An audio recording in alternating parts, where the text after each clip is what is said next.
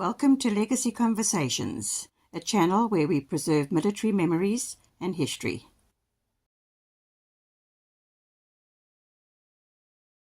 Hello, everyone. I'm excited because, we were treated so well when we got to South Africa, Rebecca and myself, and then probably one of the first places we visited for Legacy anyway was Kimberley.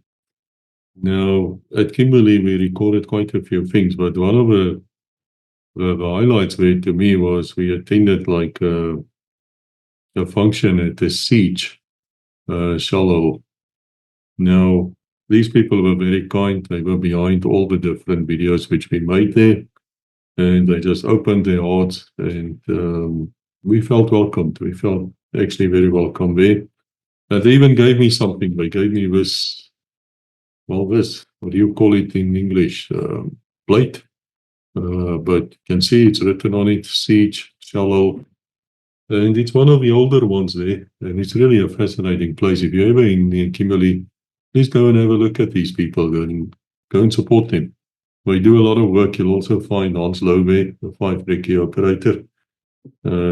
He's often to be seen at that place. So let's look at what else happened there. But before we start, we have to thank our sponsors who are paying for the fuel to get there, our Patreons. So let's just have a word of wisdom about them. I've been asked by many people how they can assist the channel. Now, there are various ways. For now, I want to speak about the Patreons. You can join the Patreons where you support us by donating $5 a month. If you want to do more than $5, of course, you're welcome. But $5 is the minimum.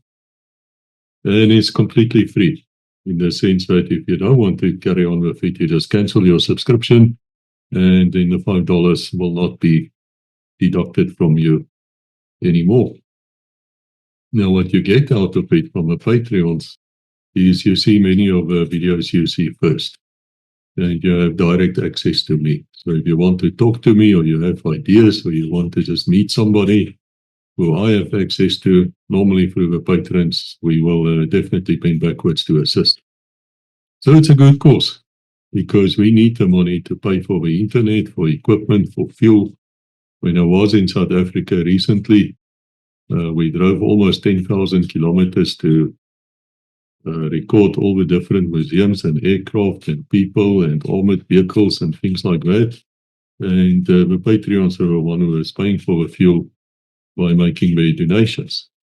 Now, there's 100,000 people a month who come to Legacy.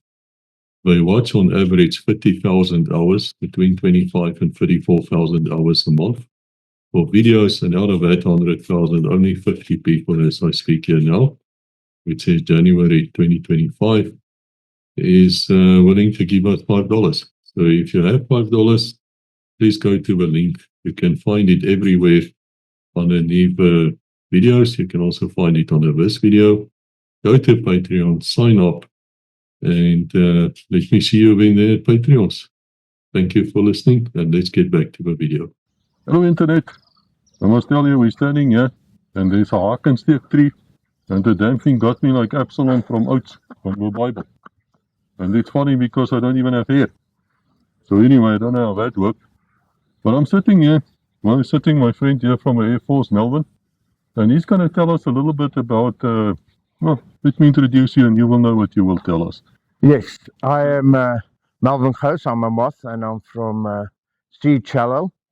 And before I tell you a bit more about the Shellhole, I just would like to sort of introduce you to the MOTHs in the MOTH order. The MOTHs started in 1927 by the guy named of Charles Evenden, and he was a cartoonist at one of the newspapers in Durban, and he saw the necessity of getting the veterans together, and he then spoke to quite a few people and his colleagues, and they all agreed with him. He then got them all together, and then as we name MOTH at this stage, that's how the Shellhole started. Him being a cartoonist then used our badge, which I carry over here, it's a tin hat, and to to be able to sort of show that we belong to the MOTHS. And to be able to belong to the MOTHS in those early days, you had to have served your country in one of the battles. Saying that, they then had their meetings in a barn in Durban, and it was a bit small, and more people started joining them. And then as soon as they had a farewell for Admiral Evans, then Moth O was there as well, and he was invited there. There he spoke to one of his comrades, which was actually a gunner in the Second World War, machinist, and they spoke about he would like to have a place for us to get together as the old one. And then the gunner, being a well-off person at that stage, he then said that he should come the next day, and came there the next day, and that's how Warriors Gate, which is our GHQ at this stage, started off. And the MOTHS have three ideals that we work from: true comradeship, mutual help, and sound memory. The true comradeship is practiced in the frontline friendship of the how can I say, the people in the war or anywhere in public. And then the mutual help by acknowledgement and the personal and collective obligation to help each other who were in the frontline service. We then had sound memory by remembering the fallen as a living companionship and to serve their memory. And these were the ideals of the MOTHS. And if I can just carry on and just sort of then just elaborate on the structure of the MOTHS. The MOTHS have a structure of the GHQ. We then have the provincial as well as the district, and then right at the bottom you have the shellholes. And that is the sort of layout of the MOTHS. Now I have a shellhole. My shellhole is called Siege. And if I can just have a little bit of time just to let you know how Siege actually came to being. There were a group of people, 8 of them. There's a little, how can I say, village that was right next to Kimberley at that stage, the old mining village, called Kenilworth.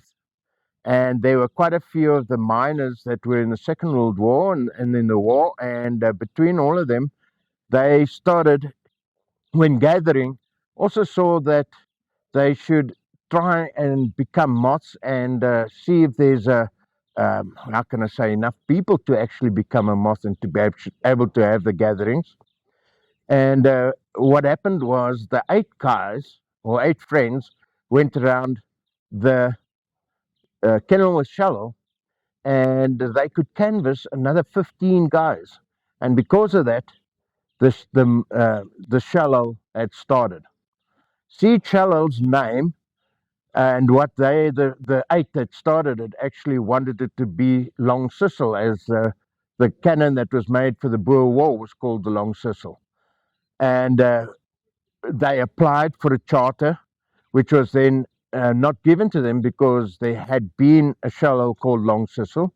And then it was said that Kimberley being at Siege, we should rather think of calling Kimberley Siege. And that is how Kimberley Siege, his name, actually came to the fore. And that is how the shellhole actually started. Then in January 1956, a provincial old bill, which was Bill Vincent, opened the shellhole, and the first dance was actually a fundraiser, the first fundraiser of the MOTHS.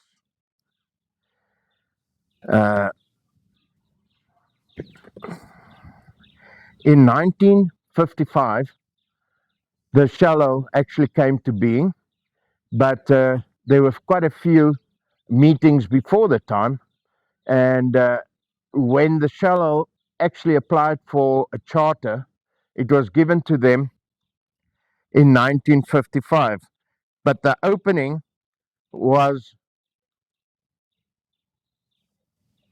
the opening of the Shellhole was only in 1956, whereas the people usually look at the charter date to actually give the birth date of the Shellhole. So we are actually the 4th of December 1955 is the Shellhole's birth date. We follow the same ideals as what is set out in the MOTHS, showing compassion to their members and the Shellhole supporters. We sort of as well do mutual help with people that are in need. We have certain activities, soup kitchens, and we help the disabled, and a lot of places that are actually in need, that need help. We can, wherever we can, we will help them, and it sort of works out quite well. And of the first 15 that actually joined, one of them was actually in Delville Wood, which is quite a battle. It was one of the major battles in World War One, and it was just a funny thing that of the 3,153 people that went in, only a very few, 143 of them came out, which was mainly South Africans as well, which was one of the major battles that the South African forces went in. And it was said that a South African soldier was losing his life every 3 minutes of the 4 days that were there. So that's one of the commemorative days that we have, as well as a few other days that we have. We have D-Day commemoratives and a few others that we have a look at. And then we are happy to say that on the opening of our Shellhole, we were the lucky ones to actually have 3 lady moths. We had the distinguishing factor of the females were called moths, but at this stage they were actually moths. They actually served in battle, the 3 women, and they were the first in siege.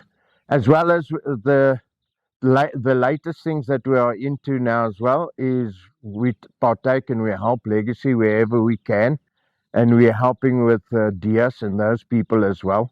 So wherever we can make life better or help the people in need, we try and do our best, and we have a good time doing it. We try and remember our brethren that have fallen, and we're sort of trying to carry our legacy further as MOTHS and what we stand for and what we've done for. And if I may just end with a MOTH prayer, and our MOTH prayer, which goes something like, "They shall grow not old, as we that are left grow old. Age shall not weary them, nor the years condemn. At the going down of the sun, and in the morning, we will remember them." Thank you for watching. Please like, subscribe, and ring the bell to receive notifications.